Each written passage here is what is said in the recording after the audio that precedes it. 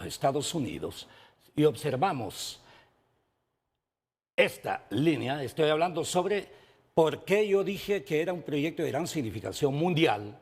Entonces, no es lo mismo que descender más hacia el norte, hacia el sur, y luego subir. En esta forma, este diferencial genera un ahorro de tiempo y en consecuencia de costos que nosotros en el 2003 estimamos que eran aproximadamente $60,000 por día de costo del barco. Eso significaba, en el caso de ahorro de 7 días aproximadamente, que era un cálculo de la época, estamos ahorrando casi $500,000 por cada barco viaje. Eso ayuda enormemente a la inflación mundial, disminuye los costos, eso por un lado. Ahora, el cómo en Honduras. Primer punto, este proyecto dijimos que no se va a desarrollar con endeudamiento de Honduras, es gran nacional, es apoyo de varios países. ¿Cuánto será? Yo no me atrevo. Algunos hablan de 20,000 millones, otros de 15,000, etcétera, etcétera. Es que eso depende de muchos factores que hasta este momento no se han definido. Es el estudio de ingeniería el que va a determinar exactamente cuántos serían exactamente, por ejemplo, las tranvías, los cabezales, etcétera, etcétera, sobre la base de que la distancia es aproximadamente 440 kilómetros por 250 metros de ancho aproximadamente, que es lo que... Todo el terreno que se ocuparía todo el terreno que se ocupa. Eso le hace casi, si usted multiplica 440 kilómetros lineales por 220 o 200, por 250, por ejemplo, metros de ancho, le da 11 millones de metros cuadrados. Ahora bien, ¿por qué lo digo eso? Porque eso significa tierra ejidal, tierra privada y tierra nacional. Entonces, eso debe estar dentro del presupuesto, eso por un lado. Por el otro, entonces, la primera va por función gran nacional, sin endeudamiento de Honduras. Segundo punto, tiene que hacerse bajo el mecanismo de concesión. La concesión es autorizada por el Congreso Nacional. Puede ser una concesión a 30 años, a 40 años, etcétera, etcétera, sobre el entendido de que posteriormente pasaría a poder del Estado.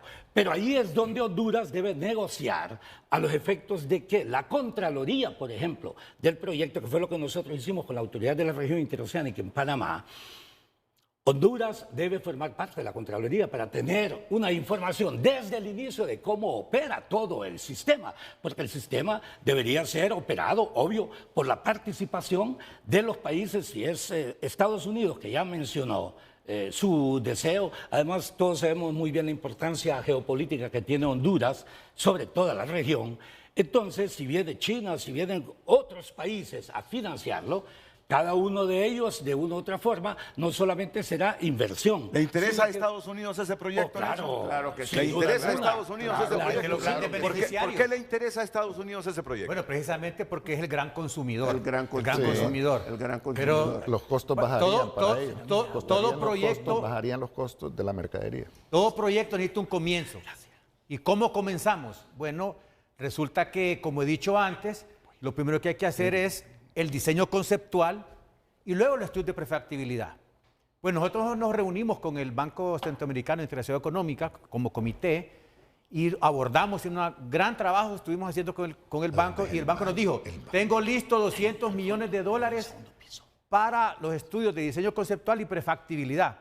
¿Y qué se necesita? Nosotros no podíamos hacerlo. Nos dijo, bueno, que el gobierno lo priorice y que de la Secretaría de Finanzas nos envíen la solicitud para poner a disposición del gobierno de Honduras por lo menos $200 millones para hacer el diseño conceptual y la prefactibilidad técnica financiera, técnica de ingeniería, impacto ambiental y gestión de riesgos. Porque aquí tenemos que tener la parte de contingencia ante desastres también, desde el punto de vista del proyecto. Entonces, eso es para empezar. Mientras tanto, se siguen siendo las partes jurídicas, la parte de gestión psicosocial de la tierra, hablando con la gente, la parte de proyección, y tenemos gente que podemos... ocupamos no solo los hondureños, sino todos los talentos de la región y los que tendrán que venir a escala global, porque este es un proyecto de impacto mundial. Pero es el despegue para Honduras definitivamente. Miren, entonces yo creo que hay que ir aclarando conceptos para que de repente la gente no tiene la comprensión total de lo que ustedes están proponiendo. Y es normal. Y es normal, o de Claro. lo que la presidenta anunció. Es decir, le interesa a Estados Unidos el proyecto porque la mercadería que le llegue de Asia se va a abaratar.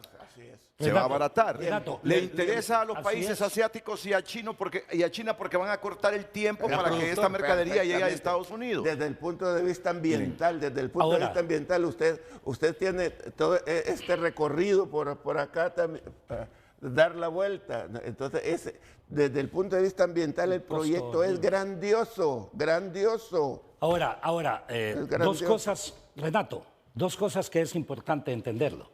El canal de Panamá, poco a poco ha sido una menor alternativa por tres razones fundamentales. Uno, el tema ambiental. Yo le decía a usted que cuando nosotros trabajamos con el BID en la definición de alternativas, una de ellas fue la esclusa, la tercera esclusa que hicieron, ¿no es cierto?, que era fundamental. La segunda es que identificamos que había casi 100.000 toneladas métricas de sedimentación que llegaban al lago Gatún por año. Eso significaba un serio problema que tiene en este momento Panamá, que el canal tiene que estarlo dragando.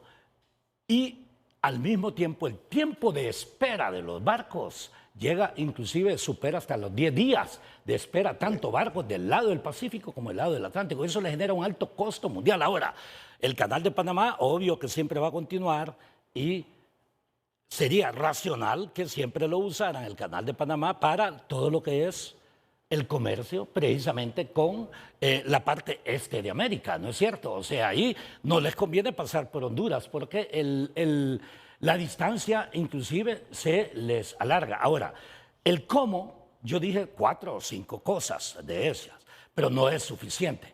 El tema, reitero, ¿cuáles son los problemas fundamentales de un proyecto de esta naturaleza? Uno, ¿existe o no capacidad financiera? La respuesta es si es gran nacional sí. y está Estados Unidos. Existe. Sí, ya dijimos que no era un problema. El problema fundamental hasta hace pocos años era la voluntad geopolítica para poderlo hacer. Ya no existe ese problema.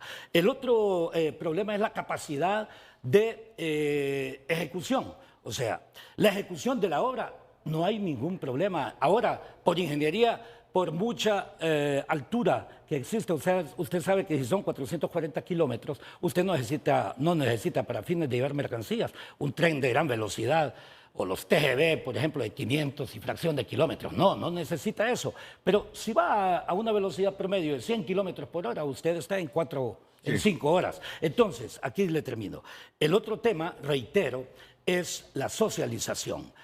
Habría que definir si el área por donde pasaría el proyecto hay áreas de reserva forestal, me explico, o áreas precisamente ambientales sensibles a los cuales hay necesidad de negociar todo lo que son las licencias ambientales. Sí. Pero también si va a pasar cerca de territorios, que es de lado, pero aquí hay tahuacas, hay diversas poblaciones, y si va a pasar por ahí, usted tiene que entrar a socializar antes, ¿me explico? No, eso para es no obvio. tener... Eso es obvio. pero en muchos de los países hay muchos proyectos... Y aquí que no muchos se proyectos han desarrollado fracasado por eso, porque ese no se tema ha de socializado, socialización correcto. previa. Entonces, yo no le veo enormes problemas a la capacidad de ejecución, tampoco al sistema de operación, porque muchos de ellos tienen experiencia precisamente en administrar algunos proyectos de esta naturaleza. Fíjate que si vemos esta gráfica, que veo que, no sé si es del gobierno, aquí hay un error conceptual. Por eso digo yo que lo primero es Que hay una ver la parte carretera. conceptual.